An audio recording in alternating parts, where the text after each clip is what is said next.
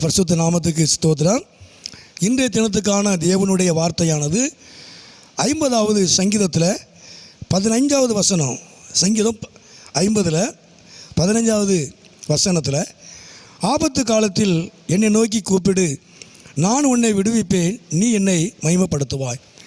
அதாவது ஆண்டவர் சொல்கிற காரியம், நீ என்னை நோக்கி கூப்பிடு, ஆபத்து காலத்திலே நீ என்னை நோக்கி கூப்பிடு, நான் உன்னை விடுவிப்பேன், நீ என்னை மகிமைப்படுத்துவாய். அதாவது தேவனை மகிமைப்படுத்தும்படியான ஒரு விடுதலை. கர்த்தரை நோக்கி நாம் கூப்பிடும் பொழுது ஆபத்தில், ஆகவே பிரச்சனையில், இக்கட்டான நேரங்களில் நாம் கர்த்தரை நோக்கி நாம் கூப்பிடும் பொழுது அவர் நம்மளை விடுவிக்கிறார். நான் உன்னை விடுவிப்பேன், நீ என்னை மகிமைப்படுத்துவாய். அப்போது தேவனை மகிமைப்படுத்தும்படியாக கர்த்தர் நம்மளை விடுவிக்கிறவர், நம்முடைய பிரச்சனைகளை மாற்றுகிறவர், நம்முடைய போராட்டங்களை மாற்றுகிறவர். நம்மை சுற்றிலும் இருக்கிற எந்த காரியமாக இருந்தாலும், நமக்கு விரோதமான காரியங்கள் எந்த காரியமாக இருந்தாலும், தேவன் அவைகளை இருந்து நம்மளை விடுவித்து அவர் நம்மளை நடத்துகிற ஒரு தேவன். தேவனை மகிமைப்படுத்தும்படியாகவே கர்த்தர் நம்மளை விடுவிக்கிறார்.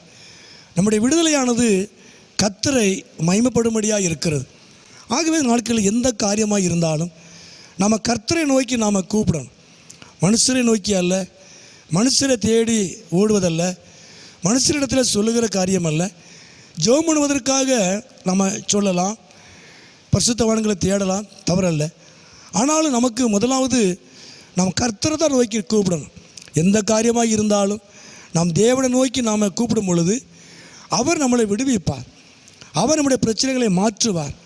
நானும் நீங்களும் அவரை மகிமைப்படுத்துகிற அளவுக்கு கர்த்தர் நம்முடைய வாழ்க்கையிலே, நம்முடைய குடும்பத்தில் கர்த்தர் ஒரு பெரிய காரியத்தை கர்த்தர் செய்வார். அது மாத்திரம் நம்மளை தொடர்ந்து நம்ம எரேமியா 33:3 வாசிக்கும் பொழுது, அப்போது நீ என்னை நோக்கி கூப்பிடு என்று சொல்லுகிறார். இதே போல் இதே வசனம்தான், நீ என்னை நோக்கி கூப்பிடு என்று சொல்லுகிறார். அப்போ கர்த்தரை நோக்கி கூப்பிடும் பொழுது நீ அறியாததும் உனக்கு எட்டாதமான பெரிய காரியம் உனக்கு நான் அறிவிப்பேன். தேவன் நல்ல செய்தியை நமக்கு தருகிறவர். நீ அறிய முடியாத, கிரகிக்க முடியாத, உன் அறிவுக்கு எட்டாத பெரிய காரியங்களை நான் உனக்கு அறிவிப்பேன், நான் உனக்கு செய்வேன். எப்பொழுது? கர்த்தரை நோக்கி கூப்பிடும் பொழுது.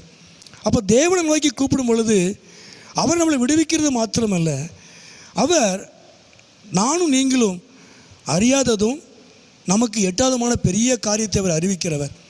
அது நம்முடைய அறிவுக்கு எட்டாத, கிரகிக்க முடியாத, யோசித்து கூட பார்க்க முடியாத ஒரு ஆச்சரியமான, அதிசயமான, மகிமையான காரியத்தை ஆண்டவர் நமக்கு அறிவிப்பார்.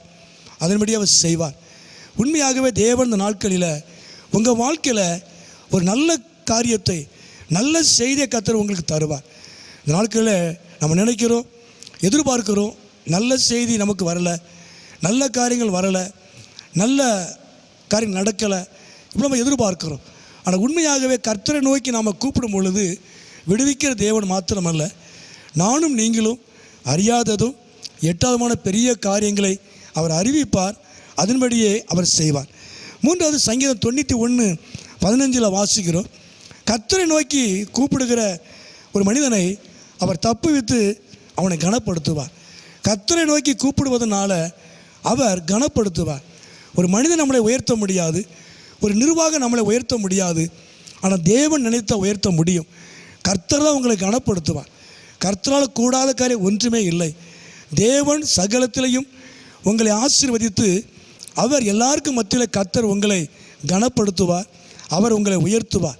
நாம் கர்த்தரை நோக்கி கூப்பிடும் பொழுது உண்மையாகவே ஆபத்து காலத்தில் கர்த்தரை நோக்கி கூப்பிடுவதனால அவர் நம்மளை விடுவிக்கிறார், பிரச்சனைகளை மாற்றுகிறார். கர்த்தரை நோக்கி கூப்பிடுவதனால அறியாததும் எட்டாதமான பெரிய காரியங்களை அறிவிக்கிறார். அவர் அதன்படி அவர் செய்கிறார். கர்த்தரை நோக்கி கூப்பிடுவதனால அவர் நம்மளை கனப்படுத்துகிறார்.